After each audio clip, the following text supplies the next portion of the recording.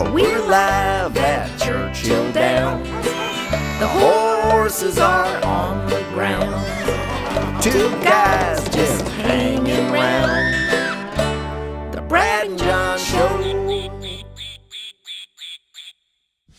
Hi, this is Brad Cummings, back to you with our third show, the Brad and John Show. Today we're going to talk about the handle and attendance that was down from Breeders' Cup Friday. We've got Bruno de Julio, Molly Joe Rosen from grade1racing.com to do some handicapping, and then of course we'll wrap it up at the end.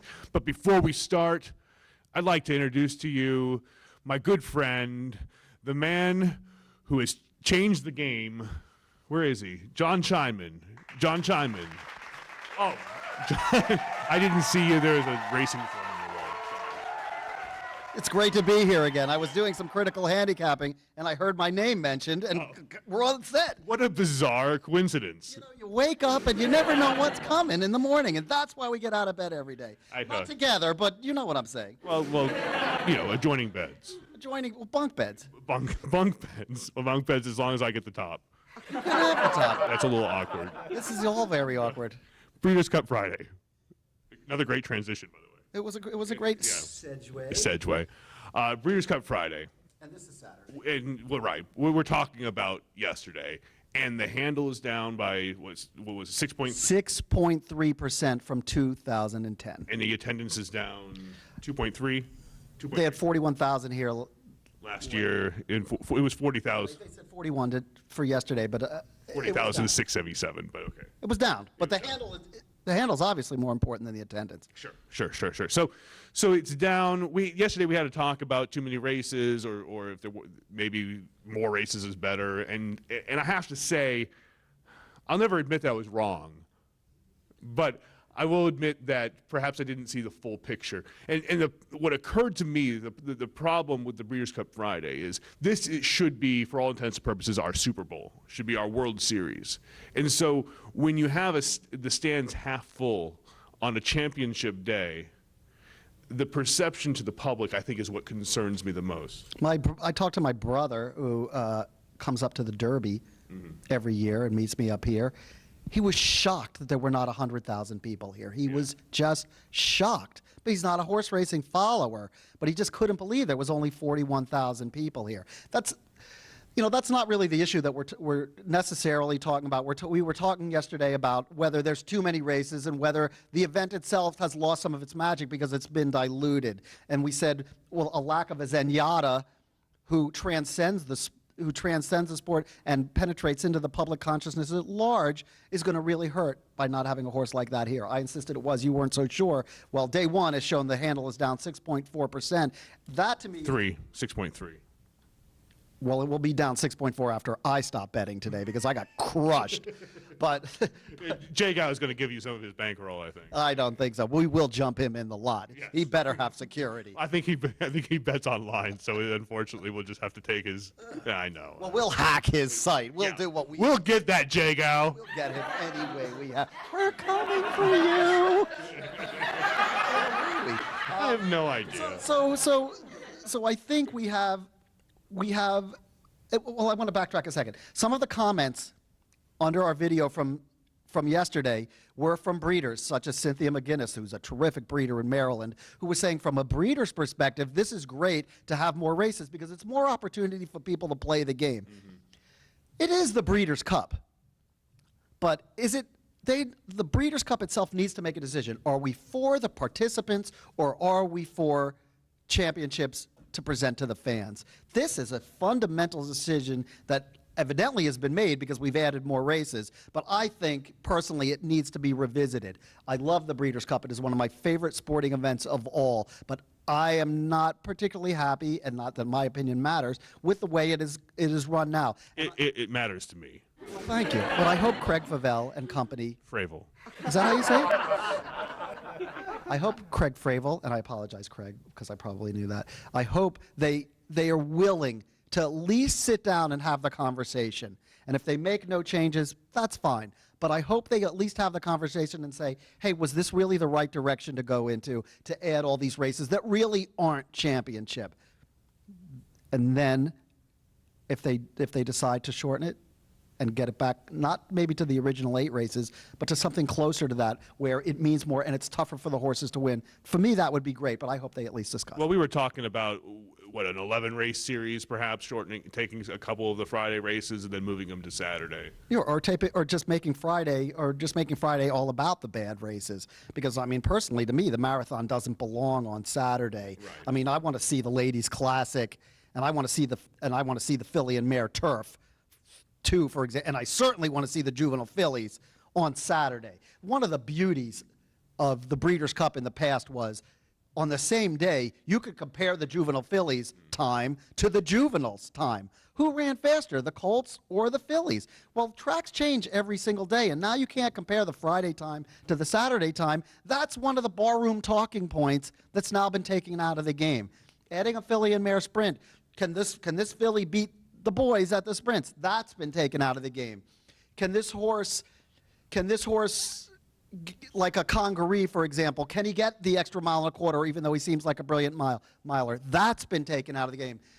Can the Factor win the sprint? No, he's in the mile now. That's been taken out. Too much has been taken out of the barroom conversation that makes the Breeders' Cup great. I'd like them to condense it back to lesser races. I think we should end the races with the marathon myself, but that's maybe just me. It's my favorite. I personally think we need to end the show because it's becoming like a marathon. But all right. Well, we're at the quarter pole of a 2-mile race, and we're going to kick it over to Bruno, to Julio, Molly Jo Rosen, and John Scheinman.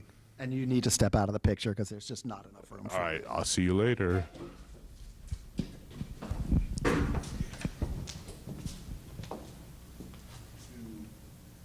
Got some very special guests in the studio. The first time we've had anyone besides Brad or myself in the studio. So we have Bruno DiGiulio, Molly Jo Rosen, grade1racing.com. For me, this is an absolutely exceptional website to find out what's really going on with these horses. These people follow the works and understand what the horses are supposed to look like better than anyone I've ever met in my life.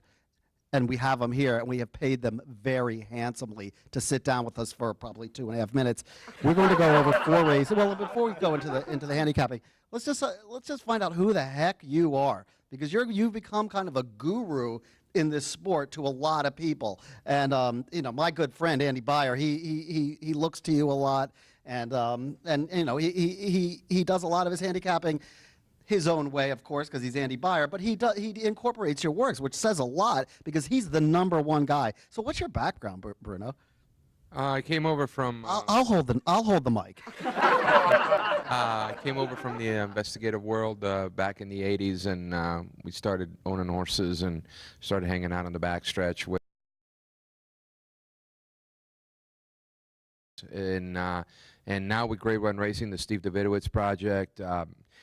We're actually doing something I've always wanted to do, and that's deal nationwide. I just had a penchant to having too much fun for them, but I went into I was working up a mod squad. Oh yeah.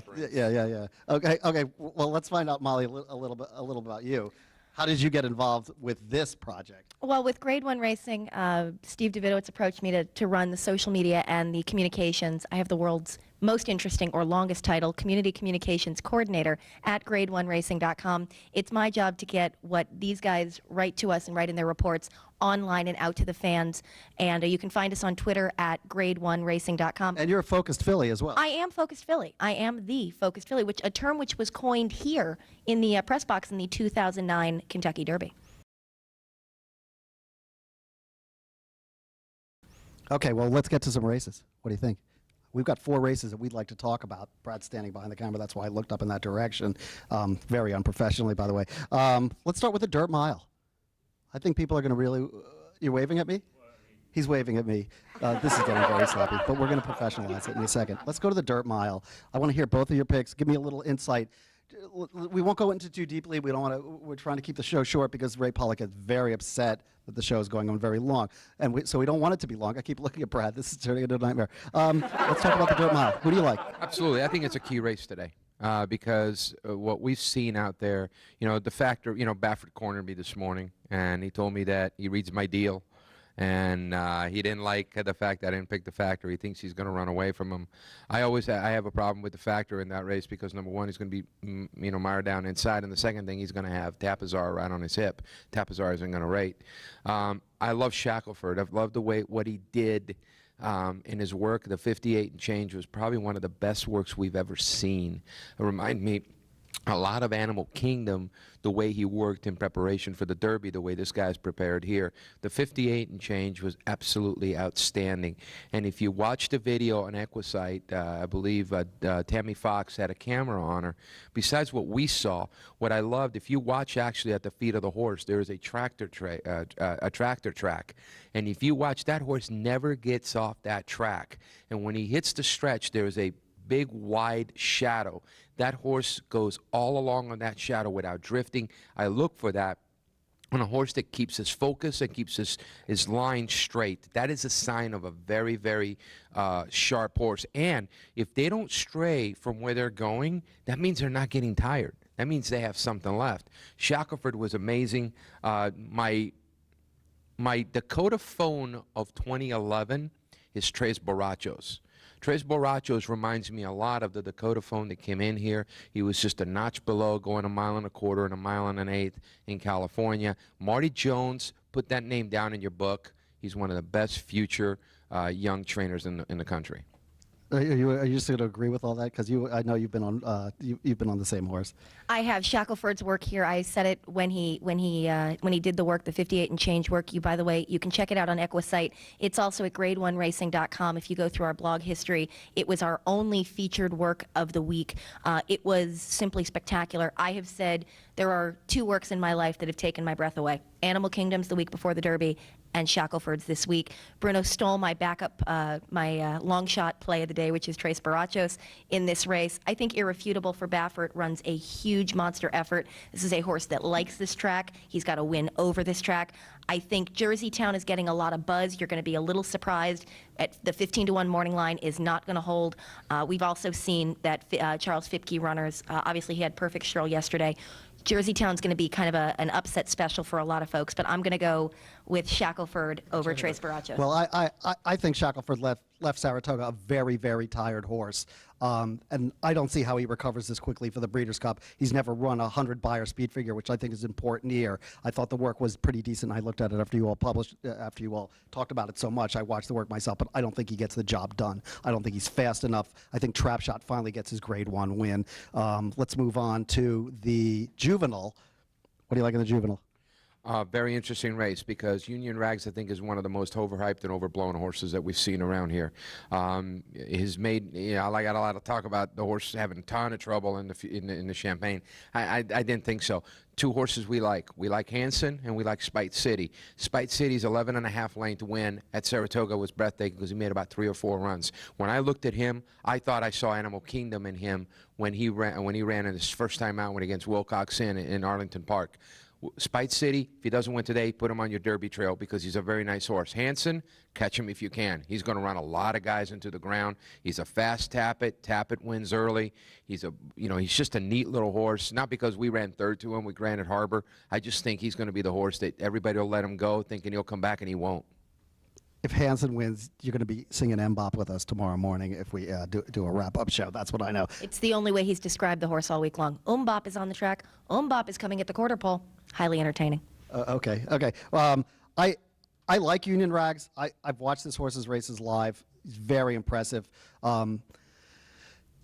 Jockey Javier Castellano got this horse in trouble last time and worked his way out of it. There was no trouble. Union Rags did not hit trouble. By the way, the horse galloped 1.25 miles this morning. Take that for what it's worth. He did not get into trouble. Javi had a choice of going inside or outside. He waited for a split second before deciding to go outside of horses, and the colt drew off easy. That's not trouble. I think the horse got in trouble.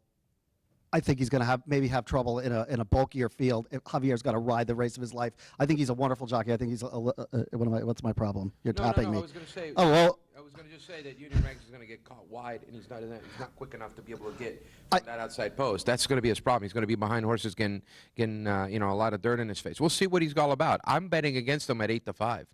I also like Kieran McLaughlin's Alpha, which is the better of his two juveniles that he brought out here. I think this horse might catch this field at 8-1. Okay, let's move on to the Turf Mile. Let's do the Turf Mile. Who do you like? First of all, sentimentally wise, I'm looking at Goldakova. She looks fantastic. The horse is getting a lot of buzz, a strong suit. The Europeans think that that's the one they're gonna, that's gonna come. And this is the horse that Richard Hannon, the trainer, said lost all chance because he didn't get to gallop on the grass the other day when we had the deluge. Work yesterday.